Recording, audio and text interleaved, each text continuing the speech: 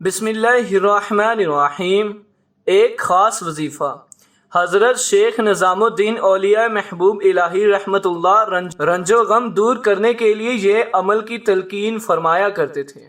جس کسی نے اس وظیفے کو پڑھا، اللہ تعالیٰ نے اسے بلاؤں اور تفکرات سے نجات دی۔ اگر آپ کا امتحان ہے اور کامیابی میں خطرہ ہے، اگر کوئی مقدمہ ہے اور فتح یابی کی امید نہیں، اگر قرض ہے اور اس کی ادائیگی کی صورت نہیں، ملازمت نہیں ملتی، شادی نہیں ہوتی، بیماری سے صحت نہیں ہوتی، غرض یہ کہ دنیا کی کوئی حاجت، کوئی مصیبت اور تکلیف ہے، تو خدا پر بھروسہ کر کے اس وظیفے کو کرو، انشاءاللہ تعالی غیب سے کامیابی ہوگی۔ صرف 7 دن کا وظیفہ ہے۔ جمعہ کے دن بعد نماز فجر 1000 بار لا الہ الا اللہ پڑھیں۔